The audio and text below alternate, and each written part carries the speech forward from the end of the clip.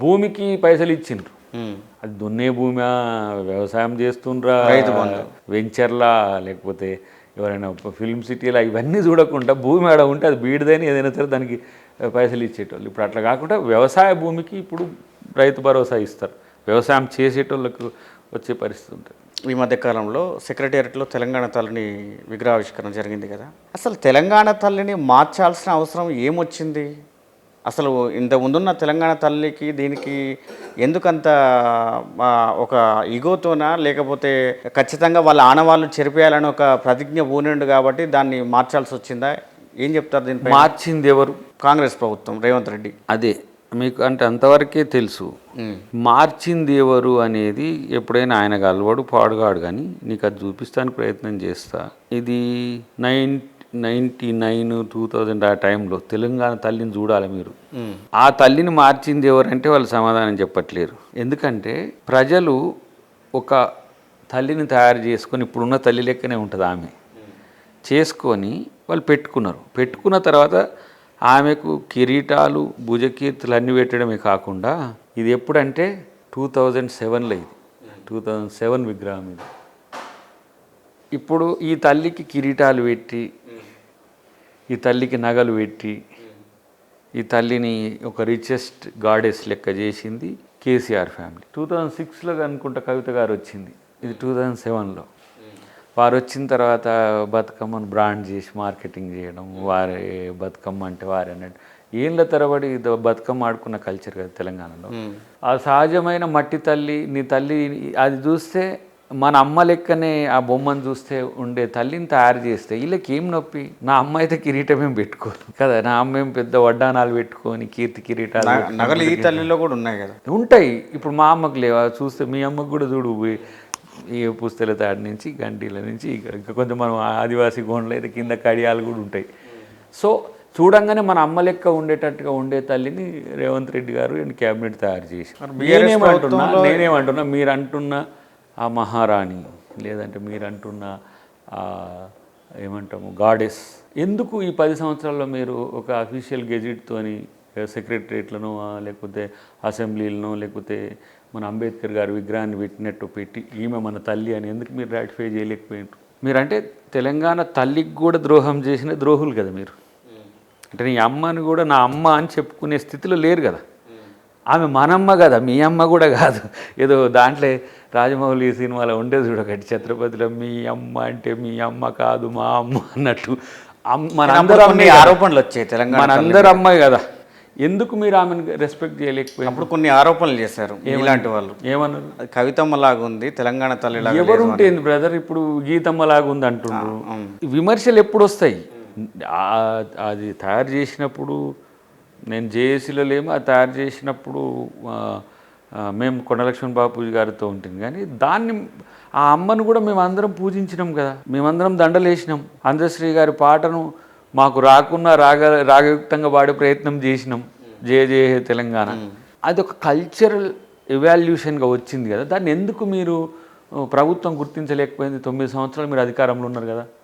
ఇలా అందశ్రీ గారి పాట ఇలా అందరి పాట అయింది. మన గంగాధర్ వేసింది దాన్ని అందరు ఇలా తెలంగాణ తల్లిగా మేము పూజించే స్థితికి వచ్చింది. ఎందుకంటే అది ఒక అఫీషియల్ గెజిట్ అయింది, ప్రభుత్వ పరంగా దాన్ని చేసినాం.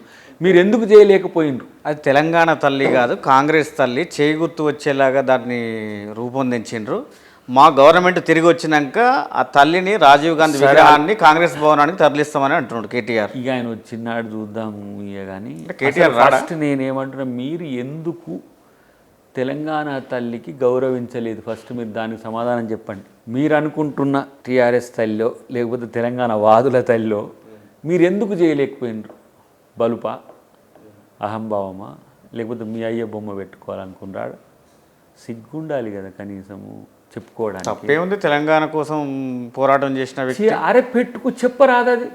ఇప్పుడు నేను కవిత గారు అసెంబ్లీలో అంబేద్కర్ విగ్రహం పెట్టాలని పోరాటం చేసింది, దానికి నేను మద్దతుగా ఉన్నా. అసెంబ్లీలో అంబేద్కర్ విగ్రహం తెచ్చిపెట్టినాం కాంగ్రెస్ ప్రభుత్వం హయాంలో. మరి 9 సంవత్సరాలు ఉన్నప్పుడు కవిత గారు డాడీ మరి ఇది తెలంగాణ తల్లిగా మనం అందరం కీర్తించింది కదా, మనం అసెంబ్లీలో సెక్రటరియట్ను పెట్టుకోవాలని చెప్పి కవిత గారు అడగలే. ఇప్పుడు నువ్వు అంటున్న సోకాల్ లీడర్లు ఎవరు అడగలే. మరి పెట్టకుండా ఉన్నది దేనికి సంకేతం అంటున్నా? మీరు పెట్టలేని దాన్ని దేనికి సమాధానం చెప్తారు మీరు? మీకు ఇంత గొప్ప ఆలోచనలు ఉన్నాయి కదా, ఇప్పుడు ఇన్ని సెక్రటరేట్తో పాటు ఇన్ని కలెక్టరేట్లు కట్టిండ్రు, ఆర్డీఓ ఆఫీసులు కట్టిండ్రు, మ్యాండేట్గా ప్రతి ఎంఆర్ఓ ఆఫీస్ దగ్గర నుంచి మొదలు పెడితే సెక్రటరేట్ వరకు మనం ఇది పెట్టుకుందాం మన అమ్మ అని చెప్పి మీరు ఒక గెజిట్ తీసి ఉంటే మేము పెట్టే అమ్మకు రూపమే లేకుంటుండే కదా. ఒకవేళ మీరే సెక్రటరేట్లో మీరు అనుకుంటున్న ఇప్పుడు మనమందరం చేసినామా అని చెప్పిన అమ్మను పెట్టుంటే దాన్ని ఎవరైనా తీసేద్దురా, ఎవరైనా అవమానిద్దురా? ఇప్పుడు ఆ అమ్మను మేము అవమానిస్తలే, మా అమ్మ లెక్క ఉండాలని ఇది తెచ్చినాం. మీరు ఈ అమ్మను కానీ ఈ విషయంలో ఒక సమాధానం చెప్పండి. మీరు బొమ్మలు మార్చుకుంటూ పోతూ ప్రజాధనాన్ని దుర్వినియోగం చేసుకుంటూ పోతూ మీరు ప్రజలను జీవితాల్లో వెలుగులు నింపాలని, ప్రజల జీవితాల్లో మార్పు తేవాలని మిమ్మల్ని ఎన్నుకుంటే ఈ బొమ్మలు మార్చుకుంటూ పోవడం ఏంటి? ఇప్పుడు మీకు ఇప్పుడు ఇలాంటి వీళ్ళ ఏమంటారు క్రూకెడ్ మైండ్తో మీరు డైవర్ట్ అవుతున్నారు. మీన్స్ ఇట్లాంటి లగచెల్ల లాంటి ఇష్యూ ఇట్లాంటివి పోతుంది. ఈ రాష్ట్రంలో ఉచిత విద్య ఉచిత వైద్యం వైపు ప్రభుత్వం పయనిస్తుందని మీలాంటి జర్నలిస్టుల మైండ్కు వచ్చేటట్టుగా కూడా వాళ్ళ విమర్శలు లేవు. ఇప్పుడు తెలంగాణ తల్లికి బతుకమ్మ లేదని అడగగలుగుతుండ్రు కానీ కిరీటం ఎందుకు తీసేసిందని అడుగుతలేరు. తెలంగాణ తల్లికి బతుకమ్మ ఎందుకు లేదు? అదే ఇప్పుడు బతుకమ్మ సహజంగా అందరు అమ్మ లెక్క ఉండాలని. ఇప్పుడు మనమేం బతుకమ్మ కాదు, మనకు అన్ని పండుగలు ముత్యాలమ్మ ఉంది, పోలేరమ్మ ఉంది, కట్టమైసమ్మ ఉంది. ఇన్న బోనాలు ఎందుకు లేవని ఒక ఆయన అడిగిండు. బోనం మనం ఆ సబ్బండ వర్ణాలు. కాబట్టి ఇప్పుడు అందశ్రీ గారి పాట రాసేటప్పుడు కూడా దొడ్డికొమ్మయ్య గారు ఎందుకు లేరు, చాకలైలమ్మ ఎందుకు లేదని మీ ఎమ్మెల్యే ఎన్ఎం శ్రీనివాసరెడ్డి గారు కూడా ఒక వ్యాఖ్య చేశారు. తెలంగాణలో బహుజనులు తెలంగాణ బతుకమ్మని ఏమి ఆడారు, అగ్రవర్ణాల వాళ్ళు ఆడేది అది కూడా అక్కడక్కడ ఆడేది ఇప్పటికీ కూడా ఉన్నది కదా బ్రదర్. పల్లెలలో అందరూ ఆడుతున్నారు కదా. దళితులు గిరిజనులు ఆడతారా బతుకమ్మ? నాకు ఐ డోంట్ నో. ఈ మధ్యకాలంలో ఆడుతున్నారు, తెలియదు నాకైతే. I don't think so. Means Bathukamma అందరిది. మళ్ళీ మేము బతుకమ్మ అంటే మాకు అందరికీ బతుకమ్మలు చూడడానికి పోతాం, బతుకమ్మలు పేర్చడానికి అవకాశం ఉంటే చేస్తాం. బట్ బతుకమ్మ ఈ వర్గాలకు లేదు. బతుకమ్మలో రెండు రకాలు. ఒకటి నిజాం కాలంలో బతుకమ్మలను ఆడించి వాళ్ళని వ్యవస్థ అది వేరు కల్చర్. కానీ తెలంగాణ వచ్చిన తర్వాత అదొక సాంస్కృతిక వైభవంగా దాన్ని మలుచుకొని దాన్ని ఒక తెలంగాణ పండుగ కదా. తెలంగాణ వచ్చినాక కాదు, తెలంగాణ ముందు కూడా పండుగ అంటే కూడా బతుకమ్మ పండుగ అనేది అందరి పండుగే. కొంతమంది చేసిన దాన్ని అందరూ ఆహ్వానించేది ఆ కల్చర్లో ఉంది. కానీ వాళ్ళు దాన్ని బేస్ చేసుకొని తెలంగాణ తల్లి ఉంటుందని అంటుండ్రు. నేనేమంటున్నా అంటే మాకు ముత్యాలమ్మ, పోషమ్మ, దండుమైసమ్మ, లేకపోతే కట్టపోలేరమ్మ ఉండాలి, ఏంది నెత్తిన పెట్టుకొని బోనాలు కూడా ఉండాలి. కాకుండా సహజంగా ఒక స్త్రీమూర్తి ఎట్లా ఉంటుందో అట్లా తయారు చేసింది. ఇవన్నీ చర్చలు వచ్చినాయి అప్పుడు. అన్నిటికంటే ఎక్కువ ఏంటంటే ఈ కల్చరల్ ఎవల్యూషన్లో బతుకమ్మ ఉన్నత వర్గాల తల్లిగా మార్చకండి. బతుకమ్మ అనేది సామాన్య మానవుల బతుకమ్మ కూడా. మీరు ఒక విషయం చెప్పండి. మీరు సామాజిక ఉద్యమాల నుంచి వచ్చారు కదా, ఈ సబ్బండ వర్గాలు, కింద భోజన వర్గాలు, ఆ నేపథ్యం నుంచి వచ్చారు కదా. చాకలి ఐలమ్మను తెలంగాణ తల్లిగా కొలిచినటువంటి ప్రాంతం ఇది. ఉద్యమాలలో చాకలి ఐలమ్మనే ప్రధానంగా చేర్చారు. ఎందుకని చాకలి ఐలమ్మను తెలంగాణ తల్లిగా ప్రకటించలేదు? ఆ చర్చ ఒక దశలో చేసిండ్రు. చాకలైనమ్మను పెడితే మళ్ళీ కులము అని చాకలి అని ఏదో వస్తుంది కదా అని ఇట్లా అట్లా కూడా పెట్టొచ్చు. చిట్యాల ఐలమ్మని కాదు, అసలు ఐలమ్మ రూపాన్ని అని కూడా ఒక దశలో చర్చ ఉండే. కాకుండా వర్గం అన్నట్టుగా కాకుండా ఒక కులం అన్నట్టుగా కాకుండా ఉండాలనే దాని మీద న్యూట్రాలిటీకి వచ్చిండ్రు. అసలు నిజంగా చెప్పాలంటే మీకు చరిత్ర చూస్తే చాకలైలమ్మ తల్లి కంటే ఎక్కువనే కనపడుతుంది మనకు. బట్ అందరూ అంగీకరించే ఇప్పుడు ఒక రూపాన్ని ఇవ్వాలనే ఆలోచనతోనే ఉన్నారు. అన్నిటికంటే నేనేమంటున్నా అంటే అసలు నువ్వు ఏమనుకున్నావురో బాబు, అది చేసేస్తే నీ పంచాయతీ పోతుండే కదా. నువ్వు కేసీఆర్కి 9 సంవత్సరాలు ఇప్పుడు మీకు అవకాశం వచ్చింది. నేనేమంటున్నా అంటే ఇప్పుడు ఆ రోజు నేను తెలంగాణ మూవ్మెంట్లో ఉండొచ్చు, జాయింట్ యాక్షన్ కమిటీలో ఉండొచ్చు, కేసీఆర్తో కలిసి పనిచేయవచ్చు. ఈరోజు కాంగ్రెస్ పార్టీలో ఉన్న నేను ఉత్తమ్ గారితో, మన పొన్నాల గారితో, ఇప్పుడు మా రేవంత్ రెడ్డి గారితో పనిచేస్తుండొచ్చు. మరి రేవంత్ రెడ్డి గారికి వచ్చిన ఆలోచన కేసీఆర్కి ఎందుకు రాలే? ఏముంది దాంట్లో? అది నేను అడుగుతున్నా ఒక సగటు తెలంగాణ వాదిగా. నాటి ఏముందనేది అంటే ఏముంది అంటే వాళ్ళ ఉద్దేశంలో వాళ్ళ సాగాను కంటిన్యూ చేసుకోవాలని. ఒక ఆయన అన్నాడు ఇట్లనే, ఏమో మళ్ళీ కేసీఆర్ తర్వాత కేసీఆర్దే సెక్రటరియట్ ముందు పెడితే తెలంగాణ ఉద్యమకారుడు అయినట్టు ఉంటుంది అని, తెలంగాణ జాతిపిత కానీ.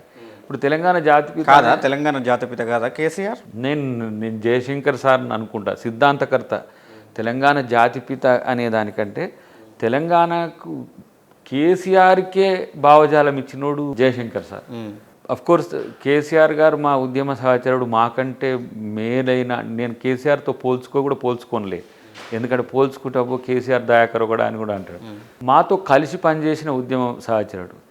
నువ్వు ముఖ్యమంత్రి కావచ్చు, కాదనిలేను, కానీ జయశంకర్ సారో, జనార్దన్ రావు సారో, లేకపోతే కేశవరావు జాదవ్ సారో అవుతావు, లేకపోతే చుక్కారామయ్య గారు మీరు అవుతారంటే నేను చరిత్ర తెలిసినప్పుడు కొండ లక్ష్మణ్ బాబు అవుతారంటే నేను ఒప్పుకోలేదు. ఎందుకంటే మీకంటే ముందు, మీకంటే క్రెడిబుల్గా పనిచేసి తెలంగాణ కోసమే జీవితాలను వెచ్చించిన మీరే సిద్ధాంతకర్తగా పెట్టుకున్నారు జయశంకర్ సార్. ఇలా నేను ఎందుకు ఆ మాట అంటున్నంటే, ఆయనను జాతిపిత అనాలని చేసి ఒకరోజు ఆయన చనిపోయిన తర్వాత ఒక నిర్ణయం తీసుకోవాలనుకున్నాం. ఆయన డామినెన్స్ ఉన్నది ఆ రోజు కాబట్టి ఆ పదాన్ని వాడలేకపోయినాం.